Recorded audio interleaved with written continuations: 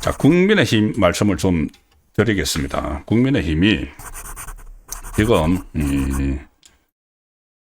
오늘 이 지지율 가지고 지금 하루 종일 시끄럽습니다. 오늘 지지율 조사가 하나 나왔는데 전국 지표조사라는 것이 있죠. 전국 지표조사.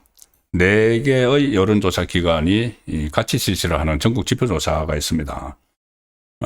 여기 보면은 정당 지지율에서 민주당이 45%가 나왔습니다. 그리고 국민의힘이 17% 정당 지지도를 기록했다. 일단 그런 발표가 나왔습니다. 그리고 대구 경북 지역에서도 정당 지지율이 양쪽이 똑같고 다른 지역에서는 이 민주당 지지율이 다 높았다. 뭐 부산, 경남, 울산도 다 높았다는 이 조사 결과가 지금 나왔습니다. 그리고 국민의힘은 작년 이 조사에서 작년 8월 3주차 이후에 줄곧 20%였는데 17%로 최저치로 떨어졌다는 조사 결과를 내놨습니다. 자, 그리고 이재명의 국정 수행 긍정 평가가 무려 67%다. 67%. 제가 그저께인가 뭐 다른 조사에서는 52%인가 50% 초반이었죠. 그런데 불과 하루 이틀 사이에 67%다. 이재명 지지율이. 이런 결과를 일단 내놨습니다. 그리고 6.3 지방선거와 관련해서 여당의 힘을 실어줘야 된다. 안정을 위해서. 이게 53%. 견제를 위해서 야당의 힘을 실어줘야 된다는 응답은 34%. 자, 이렇게 났다는 겁니다. 이 정청래 직무수행평가는 긍정이 43, 부정이 42 비슷한데 장동혁 대표 직무수행평가는 긍정이 23, 부정평가가 62, 부정평가가 거의 뭐 3배 가까이 높다. 이런 여론조사 결과를 내놨습니다. 일단 내놓은 겁니다. 이재명 지지율은 긍정이 67, 부정이 25인데 직전 조사에 비해서 긍정이 4%포인트나 올랐다. 그런 결과를 냈습니다. 윤석열 전 대통령 1심 선고 결과에 대해서는 혐의에 비해 형량이 가볍다는 응답이 42%가 나왔다. 가볍다. 사형 선고를 안 했다는 이야기죠. 그리고 적절하다는 26%, 무죄이며 선고가 잘못됐다 23%. 자, 이렇게 나왔는데 일단 이 조사에 대해서 자, 일단 전화 면접 조사입니다. 전화 면접 조사는 제가 몇 차례 말씀드렸죠. ARS 조사하고는 좀 항상 이재명 쪽에 유리하게 나옵니다. 이재명과 민주당 쪽에 유리하게. 전화 면접 조사는 갤럽도 전화 면접 조사를 하죠. 전화 면접을 하면은 이 사람하고 이렇게 통화를 하기 때문에 그러니까는 정치에 별로 무관심한 정도 다 응답을 합니다. 사람하고 통화를 하면서 그냥 끊어버리기가 그렇죠. ARS 같으면 기계하고 하면은 정치에 관심 없는 쪽은 전화를 그냥 끊어버립니다. 그러니까 응답률이 굉장히 낮죠. 그런데 사람하고 통화를 하면은 정치에 관심이 없는 사람들도 끝까지 끊지를 못하고 대답을 하게 된다는 거죠. 그리고 그 상황에서 지금 이재명 정권이 초반에 막 나가고 하는데 그래서 이재명 지지 안 한다고 대답하기가 좀 어렵다. 정치에 관심 없는 사람들을 중심으로. 그런 부분들이 그런 것 때문에 전화 면접은 조사에서 이재명의 지지율이 높게 나온다. 이것은 뭐 여론조사 전문가들이 그렇게 다 분석을 하는 겁니다. 정당 지지율도 마찬가지죠. 정당 지지율도 지금 여당이 여당을 지지한다는 응답이 많이 나오는 것도 조금 전에 그런 상황과 비슷하다. 이 전화 면접은 조사에서는. 그런데 그게 다가 아니고 거기다 또 정당 지지도 조사도 그렇고 이재명 지지율이 그 민주당하고 같이 올라가는 중요한 이유 중에 하나가 바로 프레임입니다. 이재명 정권에서 프레임을 설치를 했죠. 뭐냐면은 전륜하라. 윤석열 전 대통령과 전륜하라. 그리고 이 전륜 프레임을 좌파에서 설치를 했으면은 우파에서 그것을 같이 깨야 되는데 친한동훈계가 오히려 그거를 더 튼튼하게 만들고 있습니다. 좌파에서 어떻게 보면은 친한이 한동훈하고 같이 친한 쪽이 민주당하고 같이 합작을 해서 그 프레임을 쳤다고 보는 쪽이 더 맞겠죠. 그러니 지금 모든 언론도 이제 거기에 다 쫓아가서 기성 언론들은 국민의힘에 대해서 어떤 제가 어제 말씀드린 것처럼 지방선거에 대비해서 체제를 정비를 하고 또 그 신진들을 발굴을 하고 인재 영입을 하고 이런 데 대해서는 전혀 관심을 안 둡니다. 그냥 이 장동혁 그 체제 흔들기 여기에 대해서 언론도 완전히 거기에 매몰되어 있고 왜 그러냐 하면은 좌파가 하고 우파가 딱 뭉쳐 있으면은 그 양쪽을 균형 있게 보도도 하기도 할 텐데 우파 안에서 더 적극적으로 한동훈 쪽이 더 적극적으로 장동혁 흔들기를 하고 있고 그리고 지금 여전히 이 시사 프로에 나가서 이야기를 하는 소위 우파 패널로 나가서 앉아있는 사람들 중에서는 친한계가 더 많습니다. 그 사람들이 국민의힘 이야기만 놓으면은 무조건 장동혁을 막 흔들어도 되니까 이게 여론에 반영이 되는 거죠. 그래서 그때 장동혁 대표가 그런 문제 때문에 미디어 대변인을 이렇게 임명을 했습니다. 이 미디어 대변인들이 우리 당을 대변을 하는 것이다. 이렇게 했는데도 여전히 이 친한계 패널들이 더 많이 나가서 막 장동혁을 흔들고 한동훈을 미화시키고 이러고 있죠. 거기다가 지금 이 조사, 국민의힘 지지율이 최저치로 나왔다. 이 조사가 나온 이 시점에 한동훈은 보수의 심장부인 대구에 가서 자기 정치하고 있습니다. 어제, 오늘, 내일까지 머물면서 내일은 또 서문시장을 방문을 한다. 그리고 거기에 이 국민의힘 청년 최고위원 우재준이 수행을 하고 있습니다. 제명당한 한동훈을 우재준 청년 최고위원 지도부에 있다는 우재준이 그거를 수행을 하고 있습니다. 그리고 내일 이 서문시장에 친한계 국회의원들 한 10명 이상이 간다. 이렇게 하면서 완전히 민주당과 일종의 합작을 하는 것처럼 이렇게 기존의 국민의힘 현재 지도부를 막 흔들고 있죠. 이런 상황이니 이 지지율 조사가 이런 식으로 나오는 겁니다. 거기다가 또 전화 면접원 조사라는 것 하나 있고 하나는 완전히 그 분위기가 오히려 지금 친한계 한동훈 이쪽이 막 주도를 해서 마치 본인들이 한동훈은 이미 제명당했는데도 본인들이 이 본류인 양, 보수의 본류인 양 그렇게 행세를 하는 거죠. 지금 대구에서 그렇게 하고 있습니다. 내일 아마 서문시장에 가서 또 어떤 말을 할지 모르는데 한동훈이 대구에 출마를 할 거라는 이야기 그 부분 어제 제가 설명을 드렸죠. 어쨌든 그 자기 정치 이 어려운 상황에서 자기 정치를 한다. 한동훈이야 제명이 됐으니까 그렇게 하는 거 뭐라고 할 수가 없죠. 제명된 사람이니까. 그런데 당에 여전히 몸담고 있는 10명 이상의 친한계라는 사람들이 당을 나가서 한동훈하고 같이 하든지. 그런데 당을 못 나가죠. 안 나가죠. 왜 안 나가느냐. 비례대표들이 6명, 7명 됩니다.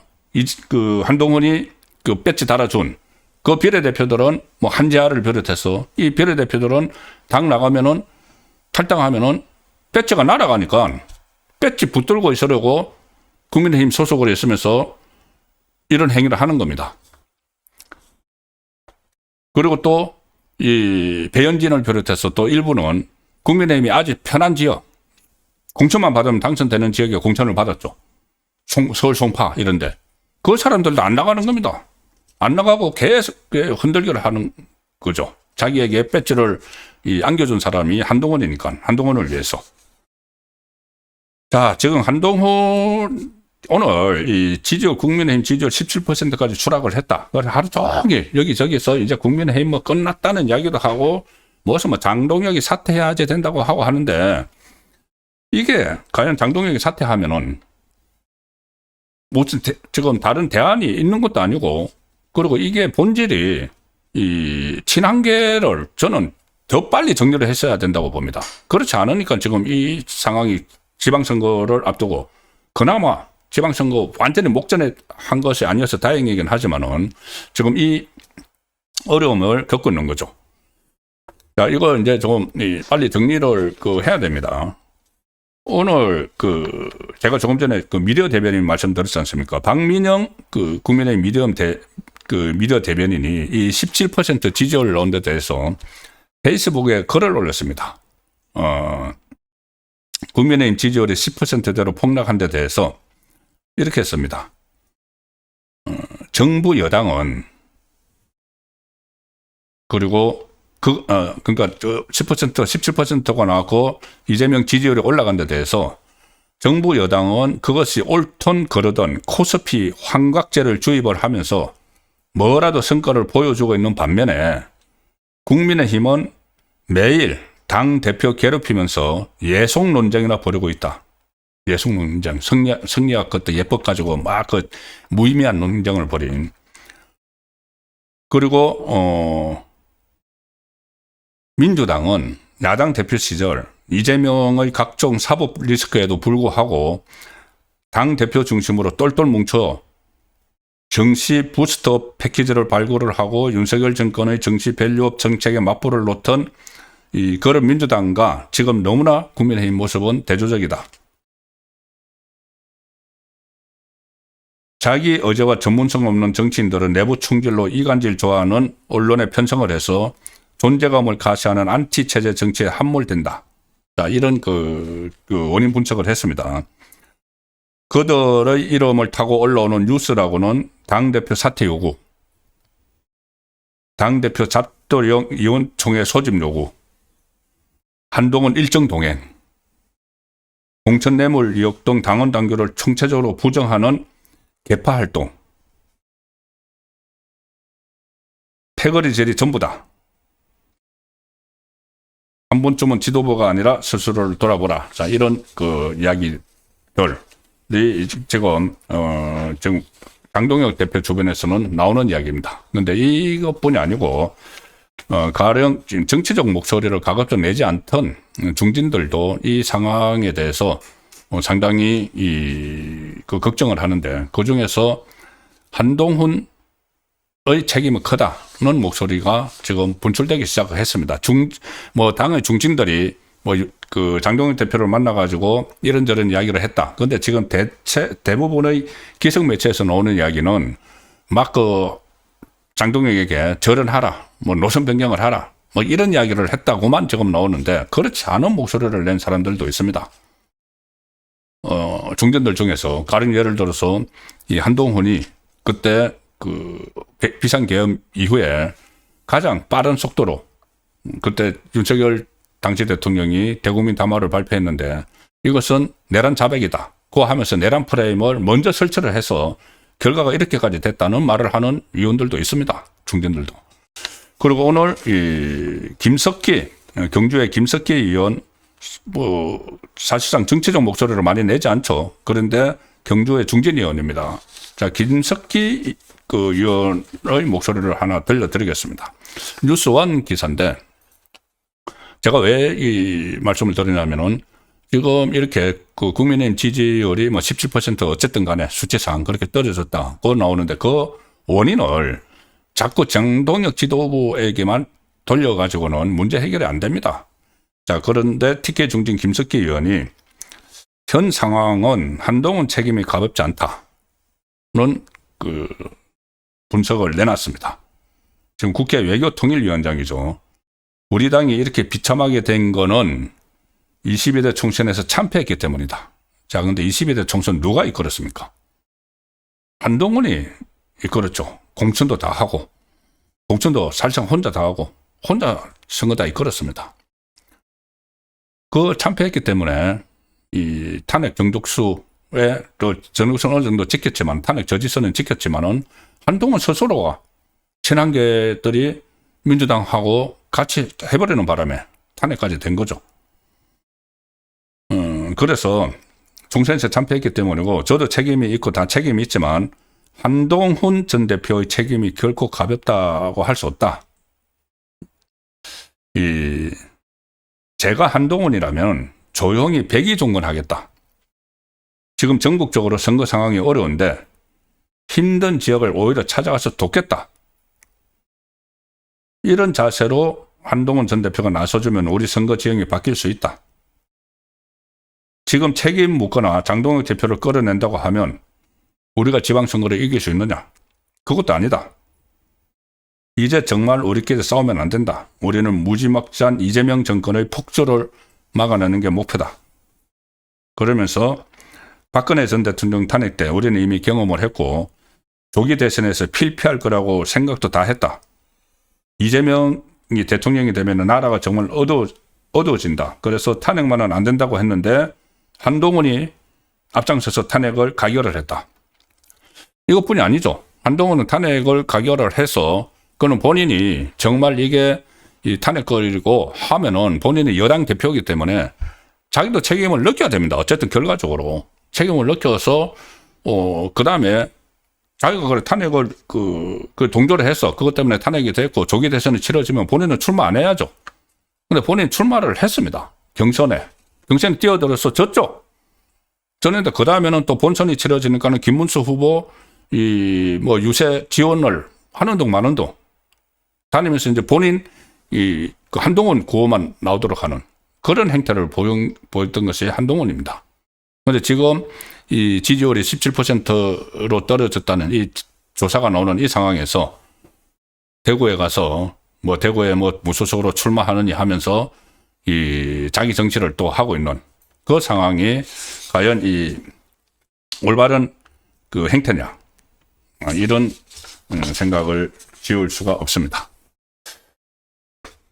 예, 이 상황에서 오늘 그 지지율이 이제 최저치로 나왔다. 그래서 어쨌든 뭐 비상은 걸려야 되겠죠. 비상이 걸려서 이정현 공관위원장이 오늘 당 소속 현역 지방자치단체장들에게 이 불출마를 요구를 했습니다. 딱 누구를 찍은 것은 아닌데 일단 선제적으로 좀 편한 지역에 있는 사람들이 불출마를 해줬으면 좋겠다는 이야기죠.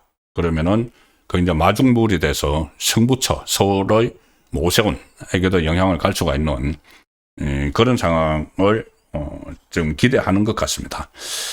이정현 위원장이 페이스북에 글을 올렸는데 공천 심사 이전에 공고 이전에 새로운 인재와 시대를 위해 스스로 길을 열어주는 결단 그것이야말로 가장 큰 책임의 모습이라고 믿는다.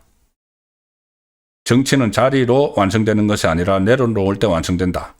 그래서 불출마를 공고를 했습니다. 자치단체장, 광역자치단체장들에게. 그런데 이거 공고 이전에 결단을 해달라고 했죠. 공고가 바로 3월 1일 나옵니다. 이번 주말까지 불출마 선언해달라는 거죠. 다음 달 1일에 후보 공고를 내고 5일부터 접수를 받아서 11일부터 본격적인 공천 심사에 들어가니까 지금 당장 몇 사람이 결단을 내려달라는 그 요구를 지금 하기 시작을 했습니다. 워낙 이제 위기 상황이라고 판단했기 때문에. 그리고 특히 보수세가 강한 지역자치단체장 결단을 촉구를 했는데 이렇게 이야기합니다. 강세가 강한 지역일수록 시민들의 기대는 더 크고 왜 변화하지 않는가라는 질문이 빗발친다. 특히 우리 당의 기반이 되어주신 지역의 주민들께서 보내고 계신 이제는 새로운 숨결이 필요하다는 그 마음을 무겁게 받아들인다. 지금 우리에게 필요한 것은 용기와 헌신이다. 그래서 결국 보수 전통 지지세가 강한 이 영남 쪽 지자체당들을 겨냥을 한 것으로 풀이가 되는데 만약에 그런 그 분위기가 일어나면은 그것이 마중물이 돼서 그 논란이 되고 있는 뭐 오세훈 서울시장을 비롯해서 전면적인 이 물갈이 움직임도 나타날 수가 있습니다. 오늘 이 조사 기준으로 4개 여론조사 그 공동 기준으로 당 지지율이 최저치 17%가 나온 것은 어쨌든 또 장동혁 대표 취임 이후에 최저치입니다. 이 최저치라서 국민의힘 장동혁 대표가 오늘 4선 이상 중진 의원들과 만나서도 지방선거의 어려움에 대해 인식을 같이 하고 돌파구를 마련하기 위해서 깊이 고민하고 다양한 의견을 수렴하겠다.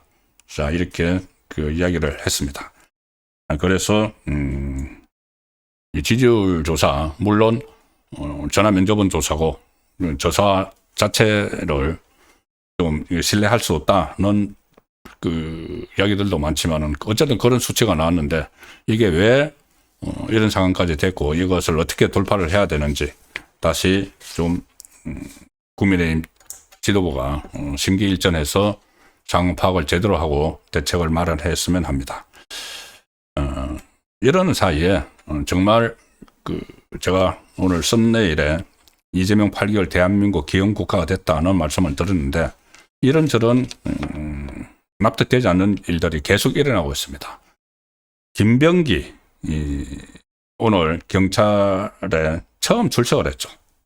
13가지 혐의를 받고 있는데 지난 9월 달에 차남의 숭실대 편입 특혜 의혹을 비롯해서 의혹들이 쏟아지기 시작했는데 이제 겨우 경찰이 소환을 했습니다.